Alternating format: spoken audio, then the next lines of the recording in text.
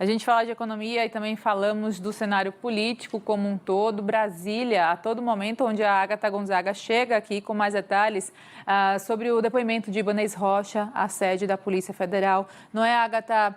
Sabemos que a defesa de Ibanez tenta a todo momento afastar a possibilidade de omissão, alegando até que houve ali uma questão da conduta das informações que foram passadas pelo governador, onde o mesmo recebeu, sem uma real noção do risco que poderia estar por trás daquelas informações falhas, digamos assim, que poderiam ter sido, então, tratadas. Maiores detalhes você tem nessa tarde em Brasília. Agatha, bem-vinda.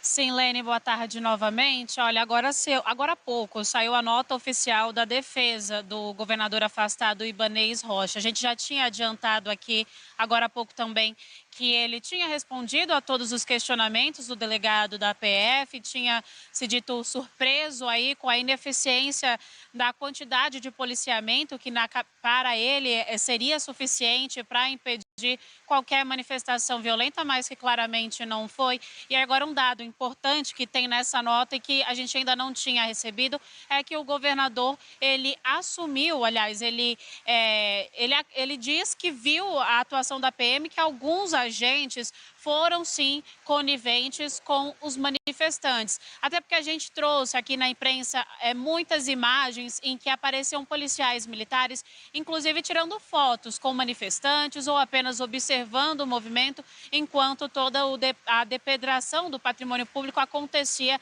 a poucos metros dali. Então, o governador disse à Polícia Federal que viu com tristeza essa inação, digamos assim, essa ineficiência da Polícia Civil, de alguns agentes que não combateram esses atos de vandalismos que aconteceram aqui no Distrito Federal. Mas nessa nota oficial ele repete que respondeu todos os questionamentos, como você disse, recebeu informações truncadas, o que fez ele acreditar que tudo estaria bem, mas na verdade estava já em uma situação de descontrole a ação aqui no Distrito Federal. E Ibanez diz que vai fornecer todas as informações necessárias e que condena essas ações para que as pessoas responsáveis pelas ordens sejam punidas e identificadas. Ele, é claro, recebia a informação por meio da sua Secretaria de Segurança, estava recebendo as informações por Anderson Torres, ex-secretário de Justiça, e acreditava que não haveria maiores problemas. Por essa razão, espera que a polícia siga essa investigação assim e responsabilize, se for o caso, Anderson Torres ou abaixo deles outras pessoas que podem ter barrado a informação correta ou não ter agido de forma correta para evitar tudo o que aconteceu aqui no Distrito Federal. Essa oitiva já aconteceu com o Ibanez, foi uma ação voluntária dele, apesar dele não ter sido convocado para depor. E a Polícia Federal ainda deve conversar bastante com Anderson Torres assim que ele chegar ao Brasil. A expectativa é deste fim de semana, mas caso ele não chegue, já há uma decisão do ministro da Justiça de extradição para que ele possa vir responder à Polícia Federal a respeito desses atos, né? Além dele, como eu disse anteriormente, também o secretário interino deve responder, aquele secretário que ficou a par dessa ação enquanto Anderson Torres estava nos Estados Unidos, já que ele viajou no sábado. Essa investigação também vai procurar saber a respeito da gestão dentro da secretaria. Como houve uma mudança, inclusive havia muita resistência para o nome de Anderson Torres para assumir essa posição de secretário de Segurança Pública aqui no Distrito Federal, neste novo mandato de Ibanez Rocha, que foi reeleito, apesar dessa insistência, quando ele assumiu agora essa secretaria, há uma informação de que ele teria destituído algumas funções de gestão e teria viajado sem repor o pessoal que pudesse dar conta. Tudo isso faz parte da investigação e o principal objetivo é esclarecer de quem foi a ordem ou a não ordem e se havia ou não havia pessoas suficientes para demandar e tomar as ações necessárias para evitar essa cena de destruição que aconteceu aí no último domingo, dia 8. Pois é, Agatha, seguimos juntas ainda aqui e com quem nos acompanha do outro lado da tela, porque só relembrando, o ministro da Justiça, Flávio Dino, chegou nos depoimentos iniciais, né, na coletiva inicial que deu a respeito do caso, a explicar que esfera estadual estava, então, no âmbito ali da responsabilidade com relação a todo o processo de segurança do Distrito Federal. Se em algum momento essa esfera fosse, então, necessária ali de algum ajuste, entraria a questão federal, como ele também pontuou, que foi o que houve com o decreto. A gente teve aqui acesso, eu acabo de receber o teor do depoimento do Ibanez Rocha, e eu vou ler para quem nos acompanha. Olha, primeiro fala que houve acordo, inclusive com participação do comandante do Exército, para a retirada do acampamento. O GDF enviou viaturas e funcionários do Distrito Federal Legal para o local com proteção da PM. Mas, por algum motivo, citam um misterioso telefonema. O comando voltou atrás e não permitiu a retirada. 2. A presidência da República foi informada, mas ainda era Bolsonaro o presidente. O Supremo também soube do ocorrido, mas, como toda a solenidade da posse ocorreu sem incidente, a ocupação da área militar continuou. A Segurança Pública, a Secretaria de Segurança, antes e depois do Anderson, liderava as ações e submetia os planos para um grupo de trabalho com Exército, GSI e outros atores. O governador é informado de tudo exclusivamente.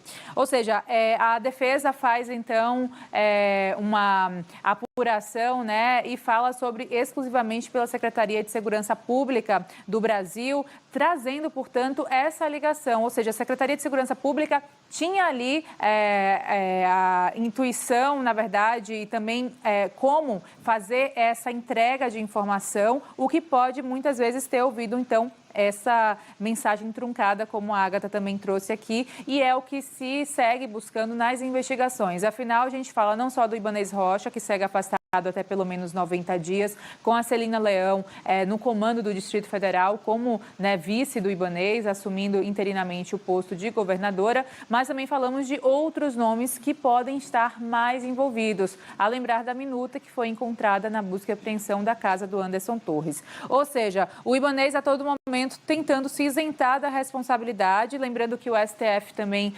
julgou por 9 votos a 2, manteve o afastamento de Ibanez, só 2 ministros divergiram da maioria que seguiu Alexandre de Moraes, foram eles Nunes Marques e André Mendonça. Então, seguimos acompanhando porque também há, portanto, o envolvimento do STF, Agatha. E aí a gente fala de uma união dos poderes nas buscas mesmo de tentar, né, trazer clareza para o que de fato aconteceu, Agatha.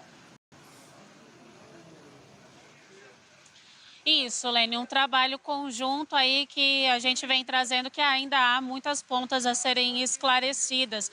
Diante desse posicionamento, esse depoimento do governador afastado Ibanez Rocha, onde ele se exime da responsabilidade e passa diante da Secretaria de Segurança sobre essas informações não verdadeiras passadas até ele como então gestor do Distrito Federal, ele cita também a questão da proteção do Exército ao acampamento montado em frente ao QG. A gente lembra aqui que esse também foi um questionamento do presidente Lula, que diz que o Exército teria facilitado a ação dos vândalos e a entrada no Palácio do Planalto. Então, essa investigação ainda vai cair sobre as forças de segurança, sobre as autoridades e sobre os mandos e desmandos, como disse aí nesse depoimento do governador Ibanez Rocha, que cita, inclusive, um telefonema misterioso dando ordem para a permanência dessas pessoas. Depois da eleição, na verdade, que se formou esse acampamento em frente ao QG aqui do Distrito Federal, muito se discutiu a respeito de quem seria a responsabilidade para desmanchá-lo, já que, apesar de ser área do Distrito Federal enquanto unidade da federação, ainda haveria a forma de ser ali uma área federal do Exército do Brasil. Então, de quem seria a competência para que isso fosse destituído? Do GDF ou do governo federal? Segundo Ibanez, aí houve a tentativa de retirada, mas foi impedido, então, por essa ação, por esse telefonema misterioso. E a gente também viu isso acontecer mais uma vez no dia em que, de fato, as forças foram tentar tirar esses manifestantes de lá. Agora, mais recente, próximo dessa manifestação, houve ali um embate entre as forças, tanto a Polícia Militar quanto o Exército, mas, por fim, após a determinação do ministro Alexandre de Moraes, é que esse acampamento foi desfeito, não só aqui no DF, mas também em todo o Brasil, nos demais quartéis generais. Então, investigação que segue aqui na Polícia Federal agora, não tem mais movimentação. A gente ainda tem a expectativa que neste fim de semana chegue Anderson Torres para contribuir também com esse depoimento. E vamos ver o que ele tem a dizer, né? Porque, a princípio, esse depoimento do governador Ibanez Rocha recai sobre ele a responsabilidade de todo o ato que aconteceu por aqui. Pois é, lembrando que o Anderson Torres está para chegar ao Brasil, caso ele não chegue até segunda-feira, a questão do mecanismo de extradição pode ser acionada. Isso foi Flávio Dino, ministro da Justiça e Segurança Pública, que traz, portanto, né, Agatha? Porque é muito importante, afinal, temos algo que pode não só determinar o que aconteceu no domingo, mas o que foi possivelmente planejado antes desses atos extremistas que foram vistos no último final de semana. Tem toda uma questão aí de investigação que essa minuta encontrada na casa do Anderson Torres pode trazer à tona possível interligação sobre os fatos.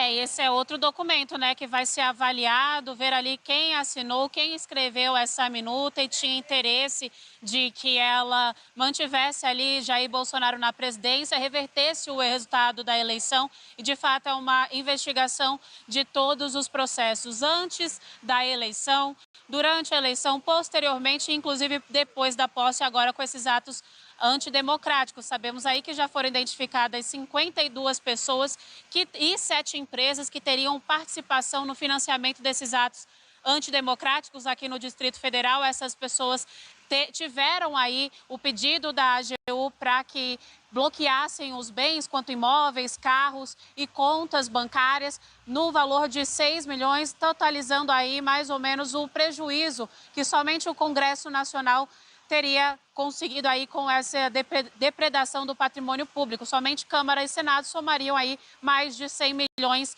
necessários para todos os reparos. Isso sem contar, é claro, todo o dano causado ao Palácio do Planalto e também ao STF, que somente ontem terminou a perícia, né, a colheita de DNA, de digitais, de câmeras de segurança e iniciou a restauração do órgão na esperança de que tudo fique pronto até dia 1º de fevereiro, quando se retomam as atividades. Então, ainda há uma soma de valores, há uma soma da investigação de quais pessoas financiavam esse esquema terrorista que aconteceu aqui no dia 8 de janeiro. E agora, então, a investigação que vai responsabilizar tanto quem não agiu quanto quem estava planejando tudo isso anteriormente, também quem agiu no dia do ato com esses atos criminosos e vandalistas.